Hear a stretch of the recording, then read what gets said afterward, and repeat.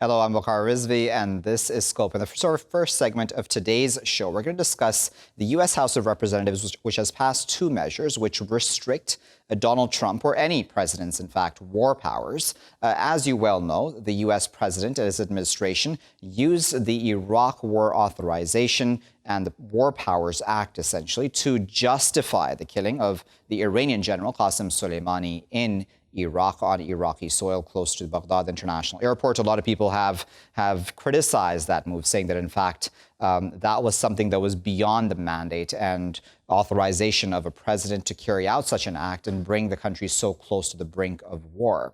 Let's discuss that a bit further, because these are certainly very serious issues, and one would wonder if these two measures now passed in the House will actually be respected by the White House and Donald Trump going forward. To discuss this further is Shahed Amanullah, who is a former senior advisor at the U.S. Department of State. He's joining us from Washington. Also joining us from Washington is Michael Lane, who is the founder of the American Institute for Foreign Policy. And we're also joined from Washington by James Patterson, who is a life member of the American Foreign Service Association Republican National Committee and is a former elected official as well. James, Michael, and Shahed, good morning to all three of you. Shahed, let me start with you. What do you make of the measures passed in the U.S. House? Was it legitimate a concern that this assassination was carried out on Iraqi soil in the fashion it was? Was the president really authorized to do this, do you think? So now we've been under this authorization since 2002, this particular authorization. And I think what you're seeing is an expression of just helplessness that we have been allowing presidents in both parties, to be honest, to be able to use such a powerful tool at their will, not for warfare, ongoing warfare, even for limited military actions like that strike that killed Qasem Soleimani. The problem is that we are in such a heightened political state in America right now, especially with the ongoing impeachment, that everybody is entrenched in their sides. And so even though there's, Republicans and Democrats who both are really concerned about the overuse of this authorization, everybody's in their trenches. And I really don't think that this is going to pass the Senate, and therefore it won't be respected. Michael, it is, though, a concern which is legitimate, regardless of who is in the White House, be he or she a Democrat or Republican, that there needs to be some controls placed on a U.S. president's powers in regards to such an assassination or otherwise? Well, yes. This has been a long-standing simmering tension between Congress and the presidency in the United States. Our Constitution has a little bit of president is the commander-in-chief, and thus authorized by the Constitution to direct the military to do things that are in our national interest. However, the Congress reserves the power, according to the Constitution, to declare war. So what have we done in the last 70 years? We've had wars that have not been declared, and we've gotten around that by calling it the authorized use of military force. But the War Powers Act came into effect back, I think it was in the 70s, as a way of limiting the chief executive's, the president's power to put troops in harm's way under unchecked circumstances. Well, we find that no matter how much you go back and forth, the two branches of government will not find a way to agree on this. But I agree with my colleague that at the end of the day, Washington is so polarized at this particular point in time that there is zero chance of these resolutions actually taking effect. So it will be business as usual after this is over. So then this is all sounding kind of risky, isn't it? Because if this has become a partisan issue on something which is about national security, aren't both parties then actually playing with homeland security in a sense? Well, what's really interesting about doing this vote? It's almost like a Hail Mary pass. If it works, then it's going to put pressure on the president to be respected. But if it doesn't work, it's almost like a reverse authorization, that the president will take a look at that vote and say, well, they tried to get rid of it. It didn't work. And therefore, I do have authority. And we're in a situation now where we declare war by getting the other person to throw their fist first, by doing pinpricks to try to start a war. And it's unfortunate that we have not learned any lessons from the last 20 years. I remember back when the authorizations were first debated in Congress, there were a few very brave people in both parties who said, we have to put limits on this, because if we don't, that any sort of justification, as remote as it can sound, will be used, and we'll never be able to end this. They really should have had time limits in place in the first place. What do you make of that, Mike? Because for many of us on the outside, at least, when it comes to especially the U.S. involvements in wars and U.S. military actions, it sometimes seems like it's a free-for-all in the sense of, the president can do as he or she wishes, regardless of who is in office, Democrat or Republican, and that the U.S. is becoming an overly militarized, not society, I'll say, but overly militarized when it's coming to its foreign policy, that it uses its military in many regards where it may not even be necessary, be it through drone strikes or otherwise, such as the one that killed Qasem Soleimani. Well, I don't know that we're actually using military force today more than previous presidents. The executive branch in the United States has always been fairly, I guess I won't say enthusiastic, that's the wrong word, but they've been fairly bold about exercising their authority as commander-in-chief in terms of furthering U.S. goals around the world. And in fact, I think you can make an argument that we have fewer big events as we move forward. But technology, as you point out, Waqar, drones and weapons that can be shot from a great distance, not putting troops in harm's way, make it much easier for a president to order a military strike and accomplish a military objective much more so than it was in, half a century ago, and before that. So I think we're likely to continue seeing that. There is the War Powers Act, which the president needs to justify what it is, but the War Powers Act doesn't really prevent these sort of pinprick strikes as much as it does a wholesale commitment of U.S. forces. So I think the commander-in-chief of whatever party happens to be in the White House is likely to continue to use these going forward, because I don't see any resolution for Congress to be able to stop it. All right, so let me bring in James. What are your thoughts on this? Because on the one hand, you certainly need a commander-in-chief to have the power to be able to defend the country or U.S. interests with a split-second decision. That's logical for any country in the world. But then at the same time, you need controls as well, where there are specific procedures and checks and balances on that sort of decision-making. What are your thoughts on that in the context of the latest assassination, that is of Qasem Soleimani, and as well as, the U.S. House decision? Well, President Trump determined that was a needed action to take regarding Mr. Soleimani, and that was taken in coordination with the Defense Department and the State Department. And so he had the authority to do it under the Iraq War Authorization, and that action was taken, and Congress gave him the right to do that under the authorization, and it was his decision that he needed to use it. I think he's been very restrained throughout his presidency with regard to using the military, especially with Iran and the situation in the Persia and the Strait of Hormuz and other provocations that Iran has posed. So I think President Trump's policy is that he will defend the United States and the United States interests forcefully when the time comes to do that. And so he has the authority to do it, and he's acted, and so that's in the best interest of this country. Shahed, do you get the feeling that possibly the Iraq War Authorization Act needs to be the AUMF? Does it need to be replaced with something which goes into further detail and sets out more conditions for exactly how a president should go about doing all of the above? Because I don't know. To me, it seems like it's older now, right? It's sort of rusty in many of its details. So the whole point of the authorization for the use of military force is to have Congress play its role in the separation of powers. But there's one word that you're not gonna find in the act that was passed in 2002, and that's the word Iran. The authorization has to be specific has to be time limited. If it's used in the future, I hope we learn our lesson and are very, very clear about what we're allowing and what we're not allowing.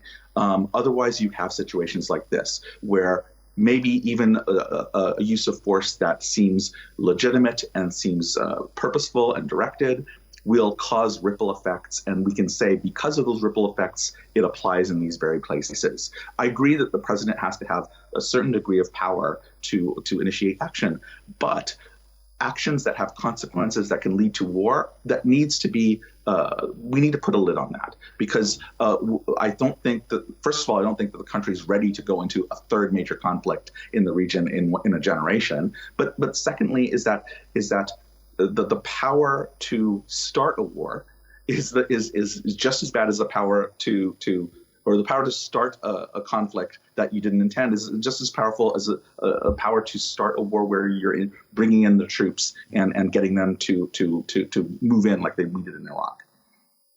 Michael, let me ask you a very direct question, Michael. Do you think that the assassination of Qasem Soleimani should have played out the way it did? I think President Trump was convinced that Qasem Soleimani was in Baghdad at that time on a military mission. And I think that they defined the theater battlefield to include the Baghdad airport, and that the president said, okay, we know, or our intelligence tells us that Soleimani had caused the deaths of hundreds of Americans, that he controls the militias who had recently attacked Americans, and that he was in Baghdad for purposes of consulting on future military operations against Americans by the militias that he controls. So given those facts that I believe Mr. Trump believed, that gave him, in his mind, complete moral authority to carry out the attack the way he did. Shahed, how close do you think we may have come really to the brink of war, especially, considering this was the first, from what I know at least, first attack on an Iranian official in this fashion? Well, to be honest, I really don't think that we were very close to conflict. I think that, the U.S. is still a military superpower, and countries, Iran is not an insane country. They're rational enough to believe that if they were in a conflict with America, it would be pretty devastating for them. But the problem is this, my world was the world of diplomacy. And even in the Obama days, it was harder to do our job as diplomats when the countries that we would interact with felt that no matter what we tried to do in terms of creating a diplomatic relationship, that it could always be overruled by a military act such as this. So, as we go on, it's almost like I feel, what's the point of the State Department if the State Department's diplomacy is just going to be overruled with the click of a button? We spent years and years building up the Iran nuclear deal. It was a very careful, painful process, but was undone, very quickly. And it means that in the future, we're simply not going to be able to do that kind of large-scale diplomacy. James is back. James, if you can hear me clearly, I wanted to ask you then specifically about what Shahed there mentioned about diplomacy versus military action, right? It was Donald Trump who made the decision to walk away from the Iran nuclear deal. It was Donald Trump who decided to then put back in many sanctions against Iran. It was him essentially, right, who then started off the escalation of tensions, at least, against Iran, even though many of the other countries part of the nuclear deal have decided to sort of just remain attached to it still. Do you think that he didn't give diplomacy enough of a chance, really, in this regard, and just went a bit, I won't say haywire or haphazard into military action? I'm sure there was some calculation, but do you think that there was simply not enough thought to diplomacy with Iran before assassinating Soleimani? Well, I think that, of course, it was Barack Obama who chose not to go to the Senate in order to get the Iran deal approved by Congress, so that it would be a binding agreement between the United States government and the other countries and with Iraq.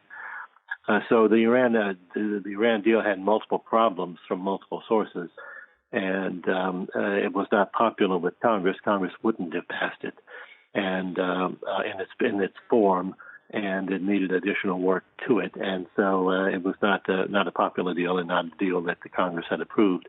Now, the fact that Mr. Trump pulled out of it, he campaigned on the fact that he would pull out of it. Yeah. So when he was elected, he followed through with that action. People knew what they were getting when they voted for Donald Trump. So you can't say that it was just a haphazard idea that he had on the spur of the moment. He campaigned on getting out of it and was elected to do that. Okay, so then, Michael, I know we've spoken about this before, but do you think that diplomacy versus military action in the case of Iran was something that was just very clear-cut when it comes to Donald Trump, and then he should have given diplomacy more of a chance? He should be giving diplomacy more of a chance. I mean, I know now him and his officials are saying, oh, Iran should now come to the negotiating table, but they've sort of put Iran into a corner too, right, where Iran would look bad to its own people, really. The Iranian government I'm speaking about, of course, would look bad to its own people and weak if it were come to the negotiating table after the assassination of a general. I mean, the optics are not good for a negotiation to occur at this time, at least. Right. Look, Donald Trump is creating a very narrow path for Iran to be able to come to the negotiating table. There aren't a lot of different angles from which this can all happen. And so it does put Iran in a box, and it does make Iran somewhat look somewhat weak on the international stage if they accept President Trump's demand, not request, that they come to the negotiating table. I learned back in Poli-Sci 101 back in college that war is the failure of diplomacy. So diplomacy is always something you want to pursue first rather than war. Perhaps some presidents are more patient than others. Donald Trump seems to be very patient in some areas, but less patient in some areas. I don't think, however, that we were on the brink of war. It takes two countries to pursue war, and I think that neither Iran nor the United States were interested in pursuing an all-out war at that particular time. So the critics who said, "Oh my Lord, President Trump took us to the brink of war," I don't think they're being realistic about their analysis. It was never going to happen in Trump's mind, and therefore it was never going to happen. Very well. We'll leave there as a word, but of course we appreciate all three of our guests speaking to us there from Washington, D.C., Shahed, Michael, and James, for their time and certainly for their insight and contextualizing this U.S. House of Representatives vote, which has passed two measures, specifically restricting Trump's war powers, or any president's war powers, really. This going back to the Iraq War Authorization Act, the AUMF, as it's known by its abbreviation. This was not really meant to cover Iran, right, because it's not even really about Iran within this War Powers Act. Nevertheless, Donald Trump used this act, or his administration's officials at least are using this act, to justify his actions in Iraq, where he assassinated an Iranian general who was visiting Iraq, Qasem Soleimani. Did the countries come to the brink of war or not? That's certainly something that's up for debate at this point in time, and is really, I would imagine, the impetus behind why Democrats in Congress have brought forth these sorts of measures to try to limit the president's powers, because they don't want the president to just bring the country to the brink of war without justifying his actions, at least behind closed doors, possibly to Congress or Senate or otherwise, and to get their feedback and approval also. We'll keep a close eye on that, of course, here in Scope, because certainly this has ramifications going forward. Will the Senate pass it? Likely not, but nevertheless, it has ramifications for how the U.S. foreign policy vis-a-vis military actions continue worldwide. I'll be back with my next segment after this. Welcome back, viewers. You're still here on Scope with me, Waqar Rizvi. In this segment of today's show, we're going to discuss Islamophobia in France. A worrying report has come out from the National Observatory of Islamophobia that France's 5 million Muslims have faced 154 attacks just in the year 2019. That's a 54% spike compared to 2018. Now, this includes, in June 2019, a gunman who wounded an imam at a shooting at a mosque in France. Also in March of 2019, workers building a mosque elsewhere in France found a pig's head and animal blood at the entrance of that. Beyond that, though, it's also the rhetoric of many politicians in France, too, isn't it? We're not just talking about this, the hijab and otherwise. We're also talking about just overall how Muslims are spoken of by both left-wing and right-wing politicians in the country. There seems to be unity on the one issue, and that issue is Muslims, even though the Muslim minority in France is quite significantly large as compared to the rest of Europe. So why exactly is it that French Muslims are being sidelined and targeted in this fashion? And why is the trend going towards more attacks and not less? Where exactly have governments as well as security forces and intelligence services going wrong in that regard? Let's discuss that a bit further. We're joined now by Bachar al-Halabi, who is an academic researcher at the American University of Beirut. He was previously based in France. He's joining us now from the Lebanese capital. Joining us from the French capital, Paris, is Brahim Oumansour, who is Associate Research Fellow at the French Institute for International and Strategic Affairs. Brahim and Bachar, thank you both for your time today. Brahim, let me start with you, if I may. What do you make of this report? A 54% heightening of, Islamophobic acts. That's quite significant, isn't it? Yeah, of course. French Muslims, mostly coming from North African origins, what we call the Maghreb, have for long been victims of discrimination, particularly in terms of job opportunities. However, what we are observing recently is this rise or surge in Islamophobia. Anti-Muslim discrimination in general has re-increased.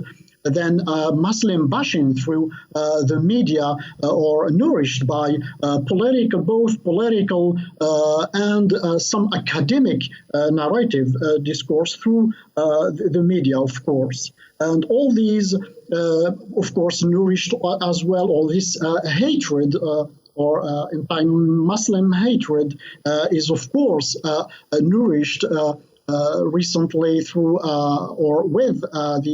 by the terrorist attacks in France since 2013, just to remind some of them. So in Nice, in Paris, all these nourished this hatred against Muslims. But it is important as well to highlight the fact that all the narrative, academic narrative, politicians for electoral reasons try to use confusion between radical Islam, between even Islam as a religion, and all kinds of radicalism and terrorist attacks or violence in general.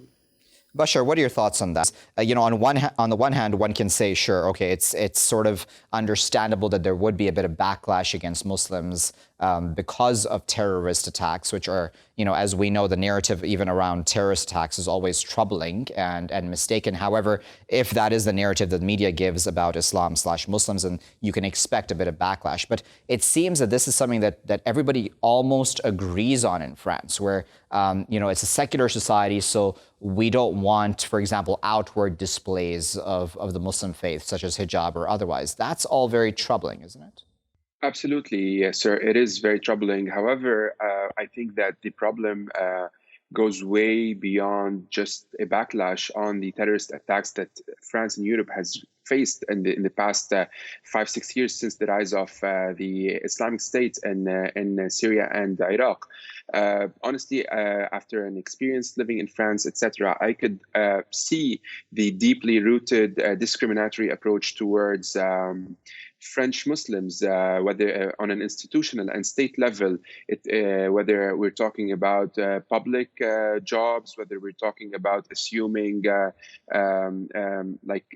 space in the public sphere, in the country, and in civic engagement, etc. So this is one side of it. The other side of it is this convergence that you talked about between the left and right on the issue of discrimination against Islam in France, which harbors the biggest Muslim community in Europe. Unfortunately, I think the two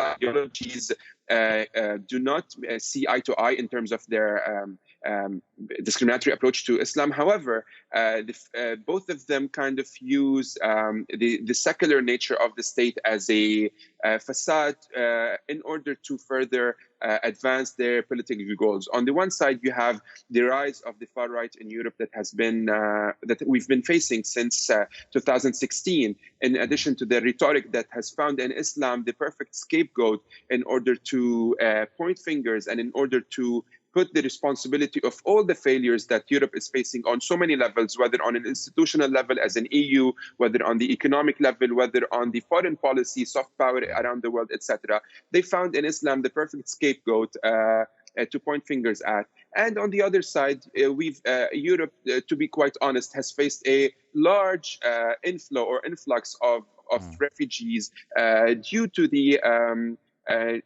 widespread conflicts around it, whether in the Middle East from wars, whether in Northern Africa or in Central Africa.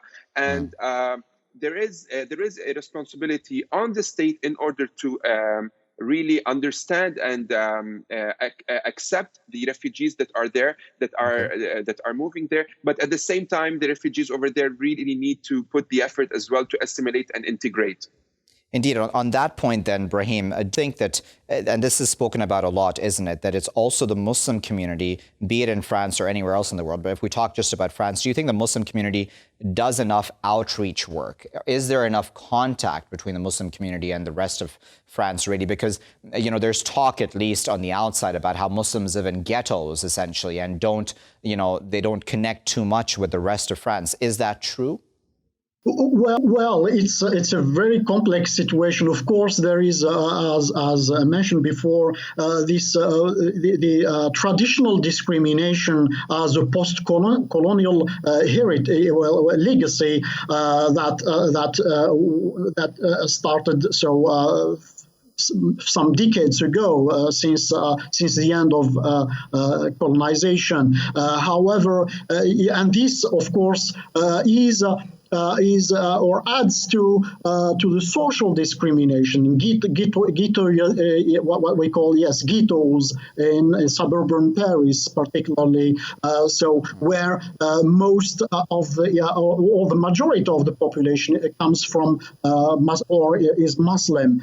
So all this, of course, joins with the current situation or the current tensions are based on this narrative confusing Islam and terrorism, Islam and violence. And as I said before, the problem is that even academics today some academics, of course, are using this, are building this narrative based on the confusion between Islam, considered as a violent religion, so that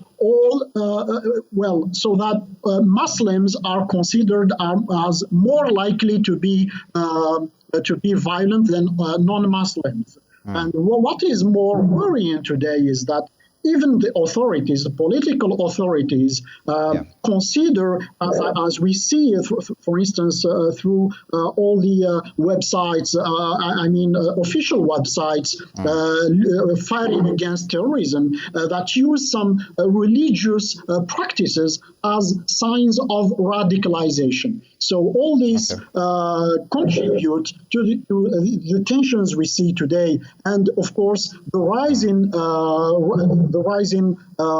extreme right in Europe in general, particularly in France, also, and we can add also this perhaps French. This particularity in France, the presence of radical secularism, whether be it from the left or the right, that join forces as well with all the discourses from extreme right to set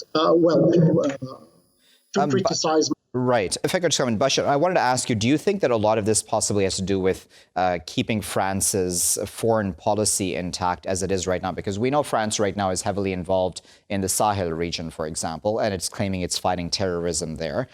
Do you think that keeping that sort of boogeyman enemy in Muslims in general helps France convince its own citizens that, listen, we need to be in the Sahel, we need to be fighting Boko Haram or whoever else it is, Al-Qaeda, or whoever else is claiming to be fighting? Does that make it easier then on the government?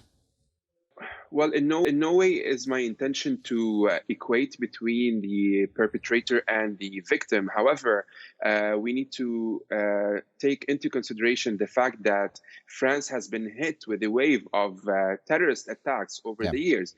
And this has definitely radicalized the society to a certain extent and aligned it furthermore with the policies of the government over there that found in fighting terrorism in the Sahel area or even in the Middle East, in Iraq, and in Syria, if they found that as one of the tools in order to try and minimize the level of attacks in the country. However, there's a point I want to raise, which is the disenfranchisement of the Muslim community in France that basically has allowed on one side radicalism to seep into the society over there and to attract certain members from the society who went on to conduct terrorist attacks. However, it also disallowed the Muslim community to come up with a national strategy or a national plan in order to reach out to the different constituencies of the French society in order to shed away this prejudice that has been reinvigorated and that has been invested in throughout the years in France. So the alignment of the Muslim community under a certain strategy or leaders that might take a more active role in the French political life and the social and economic life would definitely help the Muslim community shed off this label that has been targeting them forever now. That's a very good point, isn't it, Brahim? What needs to happen when it comes to the Muslim community and its involvement? Because, it's 5 million right now, and it's only going to grow. So this is not a community that is going away from the country, certainly. So Muslims also need to be able to make their place within the society and connect with people and somehow, get into politics and have those sorts of influence, which would shed them in a positive light as well, don't they? Of course, the Muslim community here is evolving very fastly because today we have more. We have some. Muslims today are more educated than years before, and many Muslims today want to or politicians from Muslim community want to participate, to contribute in the political landscape and get political positions in mayors, in deputies, etc. However, of course, this Muslim bashing does not favor their promotion or their evolution in this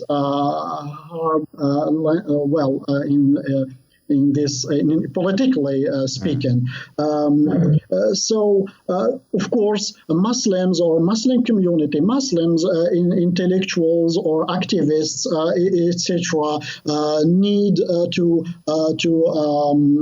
act, to work on within the community, of course, to fight against extremism, to fight against radicalism in general.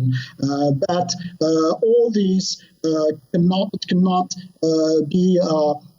be really effective if the authorities do not support different perspectives, social perspectives, particularly in the suburban of Paris and in other places.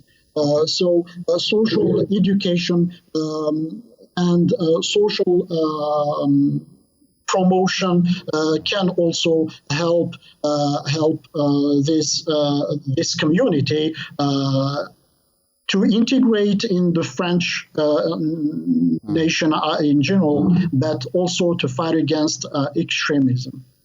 Bachar, one of the things that is spoken not just in France, but worldwide really, is that Muslims are too sensitive to criticism of Islam and Muslims. Do you think that plays a role in the narrative in places like France as well, where, everyone says that, listen, we're not Islamophobic, we're just for free speech, for example? Or do you think that there needs to be limits on free speech where that enters into hate speech? Well, you can support free speech and support not having any limits on free speech, but still differentiate between free speech and hate speech, because these are two different things. So if someone is propagating hate speech or a speech that calls for violence against a certain ethnicity or community, etc., then these people should be held accountable. And I think the French judiciary is very capable of doing that.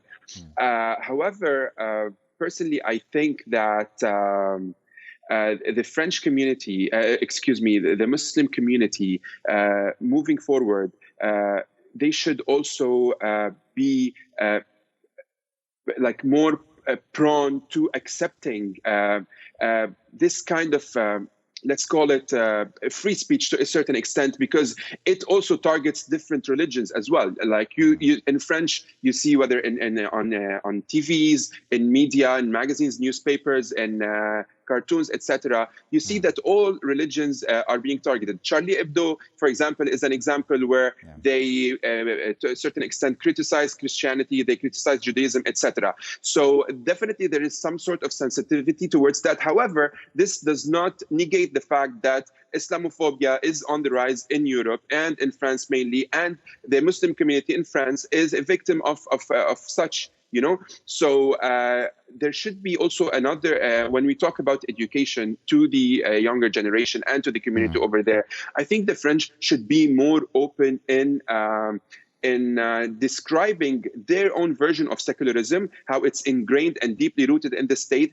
And they should also understand that their version of secularism maybe should be amended to a certain extent in order to move forward with the country, a pluralistic country that actually accepts different people from all over the world, from different ethnicities, religious groups, etc., in order to have a more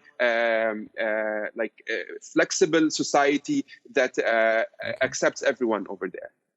Wonderful. We'll leave there as a final word, but we appreciate Bachar and Brahim for their time today, and of course for shedding light on this issue of Islamophobia within France, which has been a long-standing issue, hasn't it? It's not just been because of the terrorist attack. It's been even before these terrorist attacks, which took place in France, be it against Charlie Hebdo or Toulouse in France or otherwise. There have been and there has been a rise in anti-Islam feelings. We had the hijab ban in certain places, the niqab ban, I should say, pardon me, as well as the hijab ban in certain cases also, and just this sort of unity and solidarity against the Muslim community in the country, the ghettoization of them, as well as the fact that they're not given equal employment opportunities, that certain names on resumes will mean that you will not get a call even for an interview in France. How then can this community integrate into French society further? More than it already has, if it's not given equal opportunities as everybody else to be able to very much do so. And if its input and influence is not allowed to remain within the country in an equal fashion as any other minority community. Because at 5 million, the minority of Muslims in France is the largest within any European country, and France needs to come to terms with how it deals with its own Muslim community, and an increasing Islamophobic hate crimes does not really show a good and positive future in that regard. We'll leave it there for now. I've been Waqar Rizvi. Thanks for watching.